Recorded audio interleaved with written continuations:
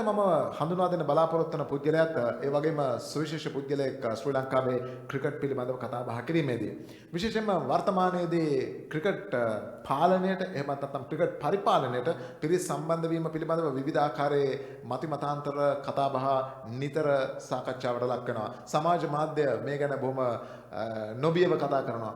නමුත් කාලවකවානුවක් තිබුණා තමන්ගේ අතේ තියෙන දේවල් වේදම් කරගෙන තමන්ගේ කාලය තමන්ගේ ව්‍යාපාර කටයුතු කැප කරගෙන තමන්ගේ වෘත්තිමය දායකත්වය ලබා දෙමින් මේ ක්‍රිකට් පරිපාලනයට මැදිහත් වුණු කාලයක්. ඉතින් ඒ කාලවකවානුවේ ප්‍රතිඵලයක් විදිහට 1996 අපිට ලෝක කුසලානය පවා දිනා ගන්නට හැකියාවක් ලැබුණා. ඉතින් එවැනි ඊ타ත්ම ශ්‍රේෂ්ඨ පුද්ගලයෙකුට මම ආරාධනා කරන සූදානම් වෙනා මේ අවස්ථාවේදී අප අමතන්නට ආනා පුංචේවා මහත්මයාණනි මම ඔබතුමාටයි කතා කරන්න මේ අවස්ථාවේදී එන්න අපිට මේ දේශනයේ අද දවසේදී අපේ සුවිශේෂ මාතෘකාව පිළිබඳව ඒ වගේම අපි කතා කරන කාරණේ පිළිබඳව හඳුන්වා දීමක් කරන්න ඔබතුමාට මම බොහොම ගෞරවයෙන් ආරාධනා කරනවා. හොඳ අත්පල සන්නාදයෙන් පිළිගනිමු ආනා පුංචේවා මහතා. Good morning, everyone. I'm going to say my speech in English, if you don't mind. First of all, I would like to thank Tilan for giving me the opportunity to speak a few words about the late Honorable Gamini Dissanayake today. He once told me, Anna, it's easier to manage the cabinet than the cricket board exco. And this was in 1994.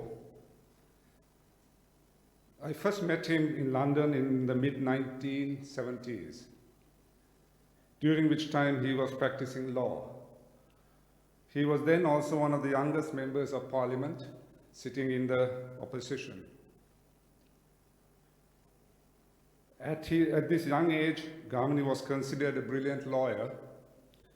My father, who was practicing along with him, would sing his praises all the time. But even back then, one could sense that he would one day grow beyond his legal prowess to do bigger and greater things. And his charismatic personality would help rally the support needed to solve much bigger problems. Fast forward to 1981, when he became the president of the Sri Lanka Cricket Board. Gamini seized the role with a vision to cement Sri Lanka's place in the cricketing world, and did so with a combination of seeing the game unfold ahead of him. This clear strategic thinking was executed by short-term actions that aligned with his long-term vision. Using his charisma to break unbroken boundaries, boldly going all in for something he believed in. At that time, entering the 1980s, while we Sri Lankans held cricket dear to our heart, the international cricketing world barely spared us a second thought. Gamini, however, immediately set about securing test status, which he achieved in 1982 at the ICC Council meeting in London. It was not an easy feat for a brown man to win over the selective ICC at that time. Thereafter, he meticulously went about forming the nucleus that would be the foundation for Sri Lanka cricket team to become a successful unit on the world stage. His next big win was hiring Sir Garfield Sobers as the coach of the Sri Lanka team. Sir Garfield was a big name in cricket, as you could get at that time. I don't know whether young cricketers have heard of him. He was one of the best all-rounders ever.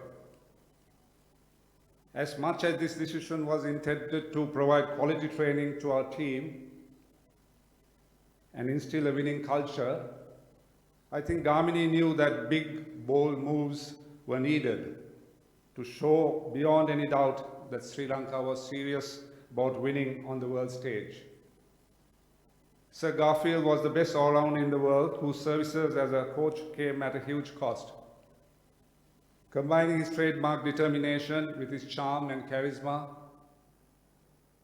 Gamini managed to raise the required funds from the private sector to secure Sir Garfield for a meaningful tenure. This huge investment paid dividends when we won our first test match by beating India by 149 runs, a mere 3 years since attaining test status, which other countries took much longer time after getting test status. Throughout his tenure as chairman of the board, Gamini worked very closely with the players and the coaches. This ensured that everyone was involved in the journey and all were united in achieving a common goal. What I value most about Gamini's legacy is that his vision superseded his accomplishments. By establishing the Gamini Dissanayake Cricket Foundation, he helped rural schools who didn't have the funds to play cricket by building proper infrastructure and giving equipment to them. Gamini showed that he was far thinking, far ahead. He was already developing the talent pool that would drive Sri Lanka's competitiveness to become world champions in the future. In 1989, when he finished his term as president of the cricket board, in 1999, he became the president of the cricket board once again, during which time I was very fortunate, honored is more appropriate, to work closely with him as his vice president. I was able to see firsthand his visionary and leadership qualities. That this experience helped me immensely when I became president of the cricket board in 1995. I was deeply saddened that he was unable to witness Sri Lanka win the World Cup in 1996, as he was the driving force behind that achievement, while the nation's ill fate was the loss of a visionary leader, Honorable Gamini Dissanayake, at a very young age of 52. We must celebrate the monumental impact he had on this country in only a couple of decades. How his character, vision, effectiveness impacted the lives of many millions that may span many generations after him. I had the privilege of knowing him for over 20 years, but Sri Lanka cricket owes him for eternity.